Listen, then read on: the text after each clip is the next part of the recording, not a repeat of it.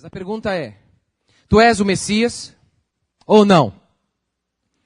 Apesar de eu ter, durante todo o meu ministério, apontado para ti como o Messias, agora eu estou em dúvida. Apesar de todo o propósito, o meu propósito existencial ser este, declarar que tu és o Messias, eu nasci para isso. Eu estou em dúvida. João, chamando dois deles, enviou-os ao Senhor para perguntar, és tu aquele que estava para vir ou havemos de esperar outro? Verso 20. Quando os homens chegaram junto dele, disseram, João Batista enviou-nos para te perguntar, és tu aquele que estava para vir ou esperaremos outro? Naquela mesma hora, e isso é fundamental, na mesma hora que eles estão ali para perguntar se Jesus é o Messias, Jesus está fazendo uma coisa que é uma prerrogativa do Messias. Jesus está fazendo algo que é uma prova que ele é o Messias. Ele está curando pessoas e fazendo milagres, como o Antigo Testamento profetizou que o Messias assim o faria.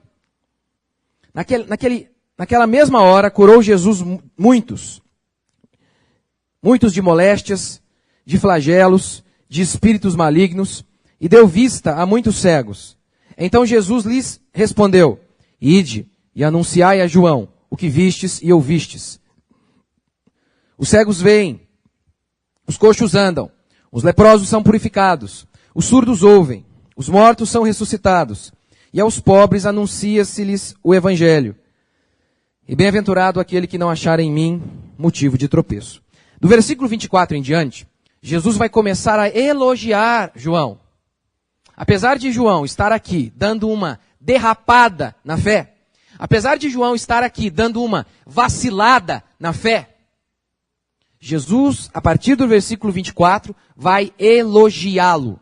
Dizendo o seguinte, que entre os nascidos de mulher, não houve ninguém mais importante do que João. Jesus diz, entre os nascidos de mulher, João Batista é o maior. Isso é muito interessante.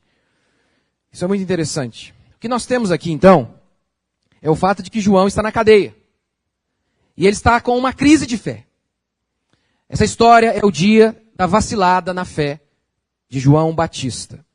Um homem que, em um dia, possuía uma convicção absurda acerca de sua fé. No outro, está com dúvidas. Num dia, ele está disposto a se entregar até a morte, à cadeia, por conta daquilo que ele prega. Agora, na cadeia, ele está com dúvidas. Se isso aconteceu com João, e se João pode vacilar na fé, ele que era o maior homem entre os nascidos de mulher, quanto mais eu e você, quanto mais nós. Você pode ser uma pessoa assim. Um dia você tinha uma convicção absurda, mas então por algum momento, por algum motivo, na sua vida, você começou a vacilar. Você pode ter sido criado na fé cristã, mas lá no meio do caminho, alguma situação de sofrimento, de cadeia, de prisão, de miséria, pode ter feito com que a sua fé vacilasse. Você talvez esteve aqui, você se converteu, você veio à igreja, mas por conta de algum motivo, algum sofrimento, alguma dificuldade, alguma limitação, a sua fé fraquejou. A sua fé fraquejou. Isso aqui é impressionante, o fato de que até João podia ter dúvida e podia vacilar na fé. Isso aqui é muito interessante porque João, ele várias vezes, ele afirmou que Jesus era o Messias. Várias. A primeira delas. Quando João viu Jesus e Jesus estava ali para ser batizado por João. O batismo era batismo para arrependimento. Mas quando Jesus se aproxima, João diz o seguinte, não, eu não posso te batizar, eu é que tenho que ser batizado por ti. Eu não sou digno de desatar as suas sandálias. Realizado por escravos. Ou seja, João está dizendo, nem mesmo aquele serviço que em nosso tempo é considerado indigno, nem mesmo isso eu sou digno de fazer. Haja visto que o Senhor é tão puro e sem pecado. Óbvio que é uma afirmação de que ele era o Messias. Afinal, só Deus não possui pecado. A segunda afirmação de João acerca da messianidade de Jesus é que João disse que Jesus, ele batizaria com o Espírito Santo. Outra prerrogativa também do Messias. Em Joel e em outras passagens bíblicas está escrito, que o Messias viria e ele liberaria o Espírito Santo sobre toda a carne. O que de fato aconteceu com a crucificação de nosso Senhor Jesus Cristo. Em terceiro lugar, João disse de maneira muito categórica que Jesus era Deus. Nesta passagem aqui, João 1:15.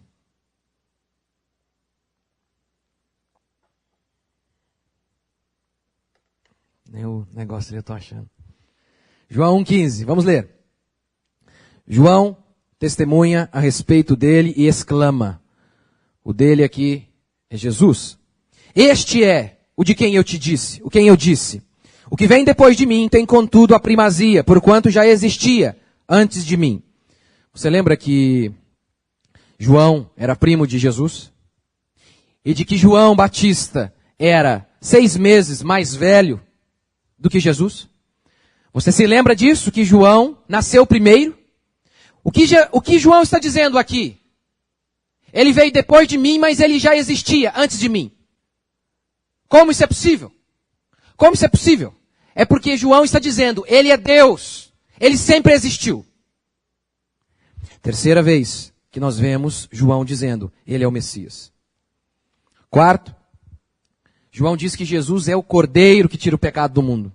Lembra no Antigo Testamento que existiam os cordeiros que eram imolados para fazer expiação em relação aos pecados do povo? Mas tudo aquilo ali era apenas uma sombra, um símbolo, um sinal do verdadeiro Cordeiro que um dia viria para nos purificar de todo o nosso pecado. Quando Jesus se aproxima, João diz, este é o Cordeiro. Mais uma premissa messiânica. Lá em Isaías 53, versículo 4, falando sobre o Messias, Isaías disse o seguinte, que o Messias viria e levaria sobre si os nossos pecados. Ele iria carregar a nossa culpa, como aquele bode expiatório lá do Antigo Testamento, que ia para longe, para fora do arraial de Israel, levando o pecado do povo. É isso que ele está dizendo então, quando ele declara que Jesus é o Cordeiro, Jesus é o Messias, que veio nos salvar. Quando Jesus nasce, o anjo diz, olha, o nome dele vai ser Jesus. Ele disse isso para Maria. E o nome Jesus significa Salvador. E o texto explica, o nome dele será Jesus, porque ele salvará o povo dos pecados do povo. É o que ele afirma. Por último, Deus disse o seguinte para João. João, eu vou te dar um sinal inequívoco para que você saiba quem é o Messias. Aquele homem que você contemplar e ver que uma pomba desce sobre ele, este é o Messias. Este é um sinal. Pombas não costumam descer, né? Um sinal. O texto diz então que João viu isso acontecer. João viu. A Bíblia diz que João, ele era o preparador para o caminho de Jesus Cristo. Quando João nasce, o anjo diz isso. Ele vai preparar o caminho. Ele vai anunciar a vinda do Messias. Ele vai fazer isso. A grande função de João nesta vida era testemunhar de que Jesus era o Messias. Tanto que em outra oportunidade, quando Jesus está sendo combatido, ele cita João como uma das provas de que Jesus era o Messias. Agora, Jesus, João, o homem que testemunhou que Jesus era o Messias, agora pergunta se Jesus é o Messias. A dúvida de João não era apenas sobre Jesus. A dúvida de João era sobre ele mesmo. Afinal de contas, quando toda a vida dele girava em torno desse fato, ele podia estar então vivendo uma fraude. Ele nasce, você lembra quando ele nasce? Os pais de João Batista eram estéreis. Acontece um milagre. O nascimento de João não foi comum. Toda a nação ficou sabendo. João já era famoso quando ele era ainda um bebê. Porque todo mundo ficou sabendo da história. Lá, o anjo disse a Zacarias, o seu filho, ele vai anunciar, ele vai testemunhar acerca do Messias. Essa é a missão dele. Ele veio na terra para isso. para testemunhar que Jesus é o Messias. O pai de Zacarias disse isso. Zacarias disse isso a João, quando ele era garoto. Você vai preparar o caminho para o Messias. Ele foi preparado. Ele se preparou para isso. E agora ele pensa, será que toda a minha existência foi uma fraude? E eu ainda conduzi inúmeras pessoas para o buraco? Será? Será que é isso? Isso aqui, você pode achar que não tem nada a ver conosco, mas tem. Tem e muito. Primeiro, não permita que seus sofrimentos façam sua fé tropeçar. Jesus disse isso. Bem-aventurado aquele que não vê em mim motivo de tropeço. Bem-aventurado. Em outra passagem, Jesus diz o seguinte: é melhor para aquele homem que tem feito tropeçar os meus pequeninos, por meio de escândalos e pecado, é melhor que este homem amarrasse uma pedra de moinho no seu pescoço, que era uma grande pedra, e pulasse na água, no mar, no rio, e se matasse. O que Jesus está dizendo é, o suicídio é um pecado menos pior do que o pecado dos homens, dos líderes, que levam as pessoas ao tropeço. Onde? Onde havia em Jesus motivo de tropeço? Onde? O que Jesus havia feito? Comprou uma casa de 6 milhões em Campos de Jordão? Uma emissora de televisão? Moeda romana nas partes íntimas? Jesus mentiu? Jesus roubava? Jesus saiu com alguma mulher? Onde? Onde João estava vendo motivo de tropeço em Jesus? Não havia provas o suficiente de que Jesus era o Messias? Em Mateus 9,33, diante de um milagre, a multidão exclamou: nunca se viu tal coisa em Israel. Nunca. Nunca. Nenhum grande profeta fez o que este homem está fazendo. Não havia provas inequívocas de que Jesus era o Messias? O que estava fazendo com que João caísse da fé? O que estava levando João a tropeçar? Será que era o fato de que Cristo libertava, Cristo dava vida aos mortos, mas deixava seu servo mais ilustre na cadeia? Será que era isso? Cristo libertava pecadores da cegueira. Cristo libertava pecadores da cadeira de rodas. Cristo libertou até mesmo pecadores da morte. Não podia libertar João da cadeia? No chão, úmido e sujo de uma prisão romana, dúvidas podem surgir, até mesmo no coração mais convicto. Num quarto solitário de hospital, com o filho sofrendo ao lado, dúvidas podem surgir no coração mais convicto. Dúvidas podem surgir num quarto de uma mulher solitária que vê o seu marido ir embora, de que ao ver o seu casamento indo para o buraco. Dúvidas podem surgir numa fila de desempregados. Dúvidas podem surgir quando de alguma maneira estamos presos, limitados, enfrentando sofrimento. Apesar de toda a nossa busca por Deus, de toda a nossa tentativa de ser fiel a Ele. Dúvidas podem surgir nessa hora. Todos aqueles sinais que João havia visto estão sendo esquecidos agora, na hora da dor. Todas aquelas provas de que Jesus era o Messias, na hora da dor, estão sendo esquecidas. A cadeia pode nos fazer esquecer tudo. A cadeia fez com que João se esquecesse do milagre que foi seu nascimento. A cadeia fez com que João se esquecesse de todo o procedimento do seu parto, do seu nascimento, porque quando o seu pai duvida do fato de que a mulher dele ficaria grávida, o anjo diz: você vai ficar mudo. E todo mundo ficou sabendo disso. E as pessoas queriam dar um nome para João, outros nomes da vizinhança. Queriam dar um nome que havia na família, porque João não existia este nome João na família. Então diz o texto que quando perguntam para Zacarias, ele então pede uma tábua e escreve João. E nesse instante, ele volta a falar, um milagre acontece. Na cadeia, João Batista se esqueceu de tudo. Do sinal, da pomba, de tudo. Um divórcio, um casamento infeliz, a perda do emprego, a não realização de um sonho, uma tragédia, uma dificuldade, um sofrimento. Tudo isso pode te fazer esquecer de que Jesus é a verdade. De que a sua vida não está ancorada num terreno gelatinoso. De que que a sua fé não é uma besteira.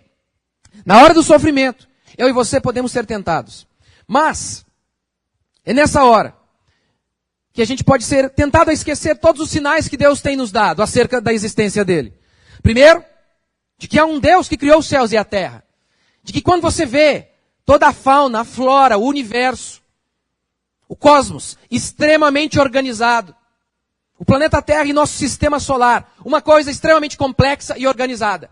Quando você vê isso, você tem que se lembrar, este é um sinal de que existe um Deus.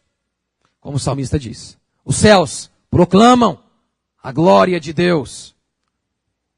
Você tem que se lembrar do outro grande sinal, a Bíblia. Porque só em Jesus, 300 profecias foram cumpridas. 300. Onde Jesus nasceria, onde Jesus viveria, como ele iria morrer. E profecias das mais variadas acerca do destino do mundo, do destino de Israel. Profecias aparentemente impossíveis de se concretizarem. Se concretizaram. Por quê? Porque homem algum pode prever o futuro, a não ser Deus. Na hora da dor, você pode ser tentado a achar que não precisa congregar em uma igreja. Ainda mais com todo essa heresia do desigrejado sendo ventilada em nossos dias. A dúvida, a raiva, fazem seus olhos ficarem extremamente críticos. Não existe igreja que presta. No Salmo 73, o salmista enfrenta o mesmo dilema de João. Diz o texto que o salmista declara o seguinte: quase me resvalaram os meus pés. Quase. Eu quase desviei. Eu quase fraquejei na fé. E ele explica por quê. Ao ver a prosperidade dos ímpios e o sofrimento dos crentes. Quando eu vi isso acontecendo, eu pensei, não vale a pena ser crente. Porque os ímpios parece que quanto mais maldade eles fazem, mais eles prosperam. E os filhos de Deus sofrem. Os filhos de Deus são perseguidos. Não vale a pena. Não vale a pena. Quando João envia seus discípulos, Jesus, misericordiosamente, ele diz para os discípulos, olha, veja os milagres que eu estou fazendo. A pergunta é se eu sou o Messias? Você acha que algum outro poderia fazer o que eu faço? E ali, Jesus está nos remetendo à profecia de Isaías sobre o Messias. Olha a profecia. Então se abrirão os olhos dos cegos e desimpedidos os ouvidos dos surdos, os coxos saltarão como servos e a língua dos mudos cantará. E por aí vai. O que Jesus está dizendo para João é, João, você está vacilando na fé? Então, firme-se nas minhas profecias, que estão se cumprindo em mim. Você se lembra, João, daquelas profecias que você foi muito bem instruído quando você era garoto? As profecias acerca do Messias? Pois bem, veja, elas estão se cumprindo neste exato instante. E é o mesmo que eu e você devemos fazer. Na hora da cadeia, da prisão e do sofrimento, não tente saber por quê. Por quê Jesus cura, liberta os outros e não faz na minha vida. Isso não vai te ajudar. Não foi essa a resposta que Jesus deu para João. O que Jesus deu para João foi, lembre-se do fato de que eu sou Deus. Na hora da crise e da dificuldade, o que você precisa saber não é por que você está sofrendo, é quem eu sou. E se você tiver certeza absoluta de que eu sou Deus, você vai enfrentar qualquer cadeia, qualquer prisão, qualquer sofrimento. Quantos creem? O que importa são os sinais que o Senhor tem nos dado. João, as profecias não se cumpriram? João, os sinais não te foram dados? Lembre-se se há em algum mundo, em algum lugar. livros como este, com uma riqueza tão grande de detalhes em inúmeras e inúmeras profecias. Eu gosto quando alguém diz, eu acho a Bíblia tem erros, me cite um. Fale um. Não, mas é que... Não, mas hoje a ciência... Tem algumas coisas aí que estão um pouquinho diferente, eu acho, da ciência. Essa mesma ciência que muda toda hora. Porque você aprendeu, né? Não, foi comprovadamente, foi cientificamente comprovado. É óbvio que nós não somos contra a ciência, nós somos contra os mentirosos, os cientistas mentirosos. Como, por exemplo, os discípulos de Darwin.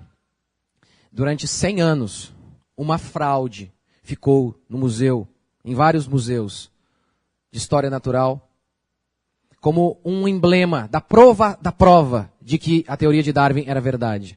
Depois se descobriram que era uma fraude. E inúmeras outras, inúmeras fraudes na arqueologia. O sinal, Deus nos deu, não de uma pomba. Ele deu o sinal de várias pombas. De toda a fauna, de toda a flora, do universo. Ou você acha mesmo que este universo extremamente complexo? Ou a ameba, somente o código genético da ameba, possui mais informação para encher várias e várias vezes a enciclopédia britânica. O seu código genético mesmo. Por que você nasceu com esse olho dessa cor? Por que você tem pouco cabelo? Tem misericórdia? Eu queria saber, Senhor, também. Só na glória. Na glória vai ter, todo mundo vai ser cabeludo, né, Senhor? Aleluia. Por que você é do jeito que você é? Porque letrinhas extremamente organizadas definem quem você é. Tudo a seu respeito. Uma letrinha fora de lugar e há problemas, câncer, doenças. Tudo isso. Essas letrinhas caíram ali no seu devido lugar, formando ordem e inteligência, tudo por acaso. Para você entender o que eu estou falando do código genético, se você chegasse em uma escola, e lá no quadro negro, se tivesse escrito qualquer coisa assim, sei lá, Corinthians só ganha roubado. É só uma ilustração, não é? Não é verdade isso. Nós sabemos que não, né? Nós sabemos que isso aí... Aí está escrito lá. Agora, se você chegasse e estivesse escrito assim, Y, D, R, S, T, todos nós diríamos, isso aí é fruto do acaso. Não é? Essas letras aí foram pregadas aí, sei lá, deu um vendaval e grudou todas aí. Um vendaval.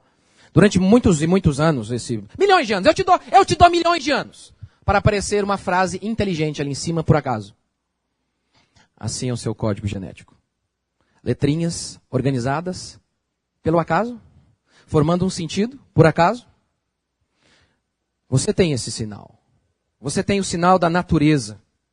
Portanto, meu irmão, quando você enfrentar suas cadeias, suas limitações e seus sofrimentos, lembre-se não de perguntar por quê, mas lembre-se de que Jesus é Deus e de que Ele nos deu inúmeros sinais acerca de sua divindade. É isso, e somente isso, que há de manter a sua fé de pé. Perguntar por que eu não sou curado enquanto o outro é, não vai te tirar de sua masmorra. Segundo,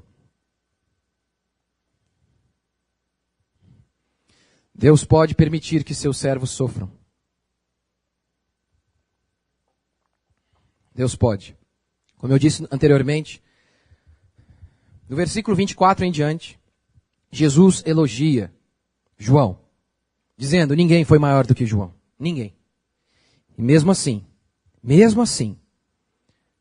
Jesus permitiu que João morresse de uma maneira trágica e humilhante. Lembra como foi?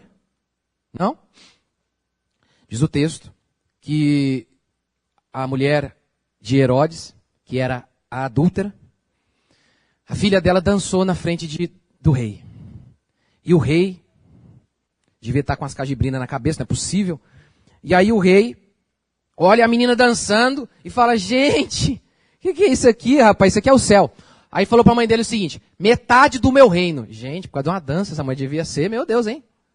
Mas homens fazem isso, não é meu tema hoje, mas Eu tenho uma raiva do feminismo. Eles falam que as mulheres não têm poder. Dizem que quando Dom Pedro foi se casar pela segunda vez, a mulher dele era muito bonita. Ela veio da Europa. E quando ele a viu, ele desmaiou. Não sei se é exagero, você sabe que história, às vezes o povo dá uma exageradinha, não é? Mas lembra da Ilíada de Homero, a Guerra de Troia? Por que aconteceu? Por conta de uma mulher. A proclamação da República foi uma briga por conta de mulher. Terrível. Viu o poder das mulheres? Sansão. Ninguém conseguia vencer o cara. Uma mulher, 1,5 metro, arruinou. Davi, Golias, 3 metros, não deu conta. Betseba. Acabou com Davi. As mulheres têm poder. E aí ela dançou lá. Dançou, deu aquela dançadinha. Pode pedir metade do meu reino, diz Herodes. O amor pelo pecado é uma coisa tão terrível que ela esqueceu disso e pediu: eu quero a cabeça de João Batista, aquele homem que diz que eu sou pecadora. Não quero reino. Eu quero a cabeça de João, num prato. E diz a Bíblia que a cabeça de João, daquele homem de Deus, foi levada, pendurada, jogada, colocada diante de Herodias, ali numa bandeja. Que cena, hein? Deus me livre. E eu fico pensando também, é assim que o texto diz, né? No meio da festa, né? Tá lá, você tá numa festa. Aí manda uma coca, não, agora traz uma cabeça. Hã? Deus me livre. Povo louco, né? Mas é.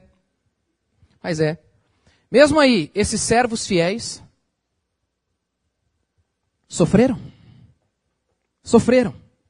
Não é apesar de serem fiéis. É justamente por serem fiéis. João estava preso porque ele era honesto. Deus deixou o seu servo mais ilustre na cadeia.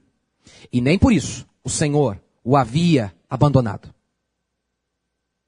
E nem por isso João era menos homem de Deus do que qualquer outro homem. Pelo contrário. Por isso que eu e você precisamos enxergar a nossa vida à luz da eternidade. Se nós pensarmos que todas as nossas recompensas nos serão dadas aqui, neste mundo, diz Paulo, somos os mais infelizes dos homens. Nossa pátria não é aqui. Não é aqui. Por que Deus faz isso? Eu não sei. Por que ele rompeu os grilhões da morte lá com o filho da viúva? E não podia destruir as cadeias romanas? Não quis, melhor dizendo. Porque ele está lá operando todo tipo de milagre na vida de todo mundo, menos na vida de João. Por quê? Eu não sei. Eu não sei. Assim como eu não sei porque Paulo terminou. Paulo era um homem de Deus. Terminou seus dias na cadeia, decapitado, sozinho, como um herege. E Davi terminou seus dias num trono, rico. E, olha o safadinho, veja o safado. Diz o texto que Davi era velho. E ele não gostava muito de cobertor. Aí sabe o que fizeram? Trouxeram uma mulher, a mais bonita do reino, para servir de cobertor para ele. Danado, hein? É brincadeira. Aí ele dorme. Aí a moça linda o abraça, ele dorme. Ah, mas todo mundo, né, gente?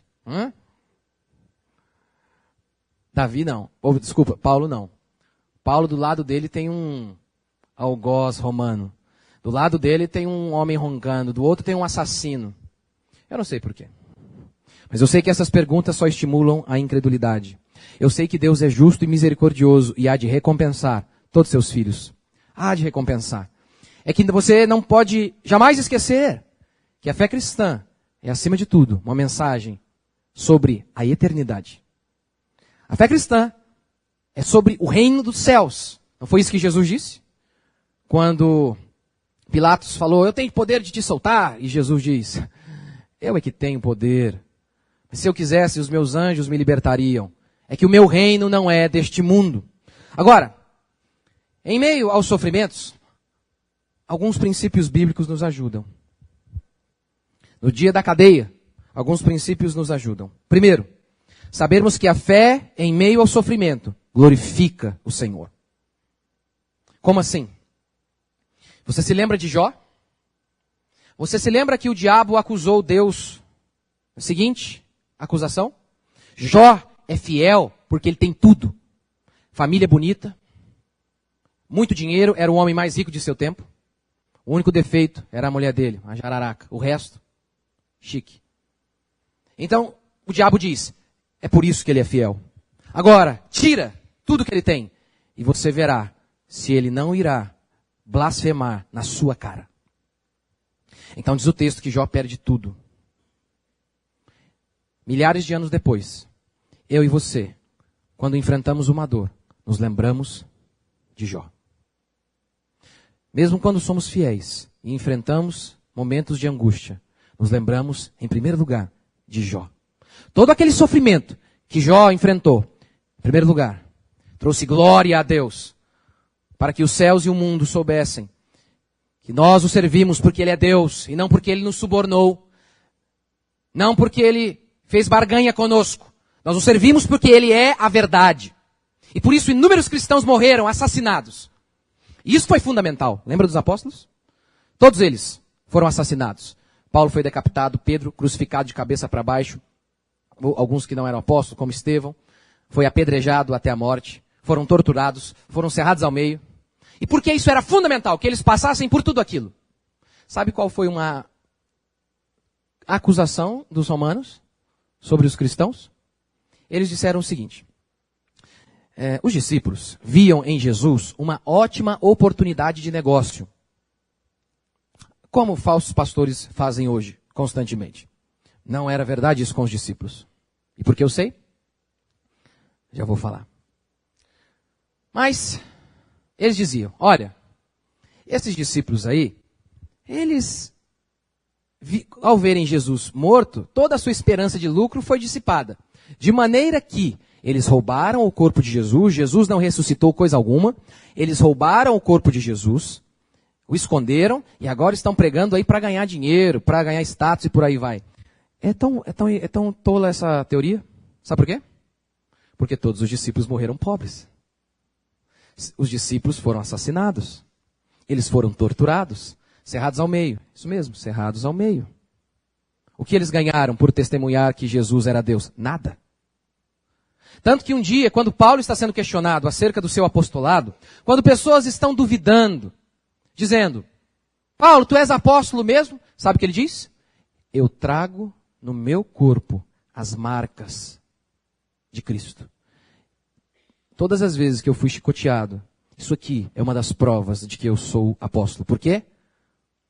Porque eu me dediquei totalmente para pregar, para testemunhar de que Jesus é Deus e ressuscitou. E o que eu ganhei? Veja o que eu ganhei. Eu não ganhei nada. Ou eu sou um louco, ou eu estou falando a verdade. É por isso que não existe apóstolo hoje. E mesmo se existisse, eles deveriam ser pobres. Nenhum deles são. São falsos e enganadores. Sofrimento. Quando nós mantemos a fé em meio ao sofrimento, o nosso Deus é glorificado. E outras pessoas olham para nós, diante da dor, da angústia, nos mantendo fiéis, cheios de fé, eles olham para nós e perguntam, o que há ali? O que há ali? Por que aquela pessoa esteve disposta a abrir mão de tudo por conta deste Deus? Eu quero ouvir acerca dele. Inúmeras vezes Deus permite o sofrimento por conta disso. Em segundo, Deus permite o sofrimento porque o sofrimento nos quebranta. A Bíblia diz que Paulo foi arrebatado ao terceiro céu. E ele viu coisas inefáveis, ou seja, coisas que não dá para descrever. Ele, quando desce, Deus então lhe coloca um espinho na carne. Coloca um espinho na carne em Paulo. E, diz o texto, um demônio para esbofetear Paulo constantemente. Deve ser, obviamente, só uma linguagem figurada para expressar o seguinte. A dor de Paulo era constante, ininterrupta. Então Paulo ora, Deus, tira de mim esse sofrimento. E Deus responde, não, porque o meu poder se aperfeiçoa na sua fraqueza. Em inúmeras vezes, os sofrimentos nos levam ao lugar onde nós sabemos quem nós somos. Nada. Não somos nada. Sofrimentos nos levam a entender que somos limitados. É por isso que jovem é tão inconsequente, é por isso que jovem tem uma tendência maior a não buscar Deus. Porque ele se acha forte, ele teve poucas doenças, ele quase não viu ainda o luto. Já viu, aí, jovem, ele não tem noção das coisas. Ele é burro. Ele acha que ele é corajoso, ele não é. Ele é estúpido até o tutano. Aí ele vai lá e empina a moto. Aí ele pula de um lugar, como um colega meu que tinha pedra lá embaixo, ficou paralítico. Por que eles fazem isso? Porque eles não têm noção do perigo que é a vida. Ele não tem noção de quão sofrida é a vida. Eles não possuem isso. Não possuem. Aí eu penso em mim. Falo, gente, um dia eu estou jogando bola. Eu sozinho. Eu pisei. O meu pé ficou parecendo um repolho. 7 meses. Sem quase conseguir andar. No outro dia, aí eu melhorei disso. 1 mês depois eu torci o joelho, quase rompi todos os ligamentos. Um repolho de novo agora no joelho. Eu falei, gente, nós somos extremamente frágeis. Frágeis. Aí eu olho para o espelho. Aí eu olho uma fotinha, meu irmão mostrou para mim esses dias. Quando eu tinha 18 anos. Eu falei, gente, cadê o cabelo? Aí eu olho aquilo e falo, eu olho para o espelho e penso, eu vou ficar ainda mais feio. Ainda vou conseguir ficar pior que isso aqui. E aí eu vou ficar velho. E aí, hoje, eu ainda posso. Se o cara mexe com a minha esposa, com meu filho, eu posso, mais ou menos, enfrentá-lo. Depende, né? Do caso, do tamanho, né? E quando eu ficar velho, fraco, é isso que nós somos. Frágeis, insignificantes, somos pó. Os sofrimentos nos lembram disso. As dificuldades, as limitações nos lembram de que nós não somos nada. De que tudo que nós fizemos de bom, nós fizemos por conta da graça de Deus. Se João é o melhor ali, é porque Deus assim o fez.